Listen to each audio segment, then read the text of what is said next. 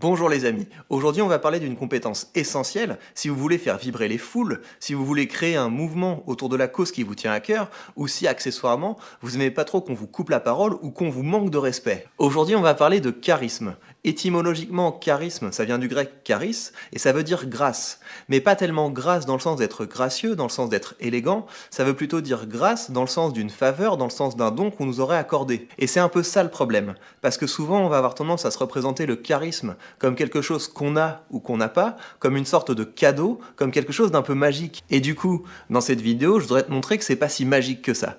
Et pour ce faire, on va analyser les prises de parole d'une personne qui est régulièrement décrite comme charismatique, l'avocat Éric Dupond-Moretti. Et on va identifier 3 choses que tu peux aussi t'exercer à faire et que Éric Dupond-Moretti fait un petit peu plus et un petit peu mieux que les autres. Let's go!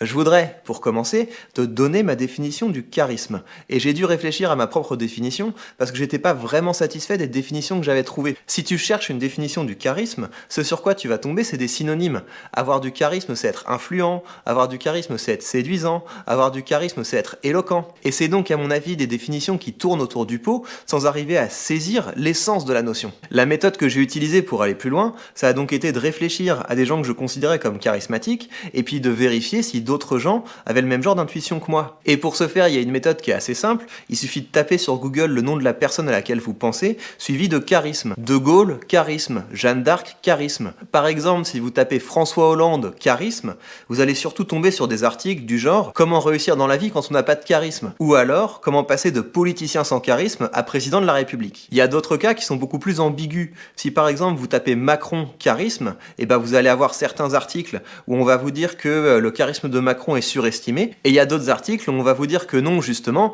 Macron a beaucoup de charisme. Du coup, Macron, c'est un cas ambigu, ça nous intéresse pas. Et puis vous avez un troisième groupe, un groupe de gens qui font l'unanimité, un groupe de gens qui sont régulièrement présentés comme des exemples de charisme, et là, côté français, on va trouver des gens comme De Gaulle, comme François Mitterrand, ou comme Éric Dupond-Moretti. Et en observant ces personnes charismatiques, j'en suis arrivé à définir le charisme comme une capacité à poser un cadre. Donc tu arrives dans une situation, les gens suivent plus ou moins consciemment une série de règles, et puis quand c'est ton tour, les règles changent. Et puis les gens commencent à adhérer à ces règles. Ça devient tes règles. Et tout ça se passe de façon naturelle, sans violence et sans pression. Et par exemple, c'est vraiment ça qui est en jeu dans le célèbre échange entre Jacques Chirac et Mitterrand. Ce soir, je ne suis pas le Premier ministre.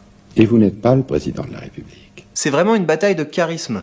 Nous sommes 2 candidats, à égalité. On a Jacques Chirac qui essaie de poser un cadre, et puis on a Mitterrand qui le refuse, de façon tout à fait naturelle, sans agressivité. Vous me permettrez donc de vous appeler Monsieur Mitterrand. Et vous avez tout à fait raison, Monsieur le Premier ministre. Mais pour moi, la personne publique en France, à l'heure actuelle, qui est la plus charismatique, c'est l'avocat Éric Dupond-Moretti. Et je voudrais vous montrer qu'au plan rhétorique, son charisme se manifeste par 3 choses. La première chose qu'on remarque quand on observe Éric Dupond-Moretti, c'est qu'il fait des pauses. Il fait des pauses parfois très longues, plus longues que ce à quoi on est habitué, il prend son temps avant de parler. Et quelle lecture faites-vous de ce verdict ? D'abord, c'est un verdict motivé.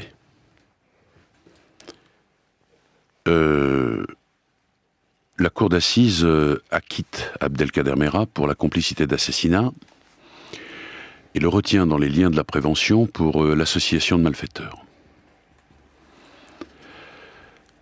En dépit de ce que demandait l'avocat général et les parties civiles. Et la plupart du temps, si on parle vite, si on fait pas de pause, c'est parce qu'on a peur que les autres se ruent sur nos silences. Quelqu'un de charismatique, il a pas peur de prendre son temps. Il sait, plus ou moins consciemment, que les autres, ils ont pas tellement mieux à faire que de l'écouter. C'est lui le maître du temps, c'est lui qui impulse son rythme, et les autres vont le suivre tout en douceur. La deuxième chose qu'on remarque avec Éric Dupond-Moretti, c'est que c'est quelqu'un qui joue pas le jeu. Et ça se manifeste en particulier dans la manière dont il répond aux questions. On sent qu'on peut pas jouer avec lui. C'est pas un jouet, c'est pas un objet. Il ne répond à une question que s'il a envie d'y répondre. Et si un journaliste est trop insistant, il va le recadrer avec calme et avec autorité. À 2h03, un gendarme s'écrie, il est décédé le mec. Là, c'est vachement grave, faut pas qu'il le sache. Qu'il le sache, les manifestants en face, dit la gendarmerie. C'est le fameux répondez. Oui. Non, je vous dis que le moment pour moi n'est pas venu de m'exprimer sur ce dossier. Mais rassurez-vous, je le ferai peut-être à votre micro, je dirai toute la vérité, c'est un peu tôt. Il y a 2 ou 3 questions qui méritent de vraies réponses, et la justice, ne se rend pas ici. Mais outre ces 2 premiers éléments, il y a selon moi quelque chose de plus fondamental, quelque chose de plus profond, qui permet d'expliquer ce sentiment qu'on a qu'Éric Dupond-Moretti est charismatique. Et ça, c'est le fait qu'il est impliqué, qu'il est concerné, qu'il croit en ce qu'il dit. Et ça, évidemment, ça nous ramène à cette question de cadre. Parce que quelqu'un qui est vraiment concerné, quelqu'un qui est vraiment habité par ce qu'il dit, on n'a pas envie de l'interrompre, on a envie de se taire et de l'écouter. Et ça, le fait d'être habité, le fait d'être concerné, c'est pas un travail cosmétique. Il s'agit pas de plisser les yeux ou de bouger les mains. Si Éric Dupond-Moretti croit en ce qu'il dit, c'est parce qu'il a fait un vrai travail de fond. Un travail qui passe par de la réflexion et qui passe par de l'écriture. Il a vraiment fait l'effort d'élaborer son idéologie, sa vision du monde. Et ce que je voudrais te montrer, c'est pourquoi il y a été contraint. Quand on parle de Dupond-Moretti, on parle d'un avocat qui parfois a fait le choix de défendre de véritables crapules. Et justement, Dupond-Moretti, c'est quelqu'un qui a entendu et qui doit encore entendre à longueur de journée des accusations selon lesquelles il n'aurait pas de morale, il serait capable de défendre n'importe qui pour de l'argent, et il serait même capable de défendre le mal. Et du coup, dans cette situation, on a 2 options. On peut devenir cynique, on peut devenir cette caricature que les autres voudraient qu'on soit. Mais on peut aussi prendre un crayon et un papier et élaborer notre conception du bien et du mal, et poser les fondations de notre morale. Et Dupond-Moretti, c'est quelqu'un qui écrit. Et face à ces accusations répétées de ne pas avoir de morale, c'est quelqu'un qui a développé une très haute conception de la justice. Une conception selon laquelle, dans une société vraiment juste, tout homme, quel que soit son crime, a le droit à une défense. J'ai dit, on me l'a beaucoup reproché d'ailleurs, que j'étais fier d'avoir défendu Meyrat. Et du coup, quand il nous parle de ça, on a envie de l'écouter. Parce qu'une fois qu'on a passé ce sentiment de rejet qui est lié au fait qu'il défend des positions très polémiques, on se rend compte qu'on est face à quelqu'un qui a vraiment quelque chose à dire, et qui le dit avec une voix qui détonne. Et du coup, notre curiosité naturelle fait qu'on a juste envie de se taire et de l'écouter. En latin, avocat, ça vient du mot advocatus en latin, qui signifie textuellement celui qui prête sa voix. Et moi j'ajoute, à celui qui n'en a plus. Et moins le type a de voix, plus vous avez envie de lui prêter la vôtre. L'idée d'intervenir pour un homme que tout accable, a priori, que l'opinion publique a envie de lapider, c'est quelque chose qui est très intéressant pour un avocat. Je voudrais terminer par un point important. Tu l'as compris, la rhétorique, c'est pas du divertissement. La rhétorique, c'est quelque chose de profond, c'est quelque chose de sérieux. Et si tu es encore là, tu l'as sans doute déjà compris. Mais les outils que je partage avec toi sur cette chaîne n'ont d'intérêt, n'ont de valeur, n'ont d'efficacité que si tu es habité par une cause juste, que si tu as un projet pour rendre la vie sur Terre un peu meilleure. Parce que la rhétorique, c'est ça.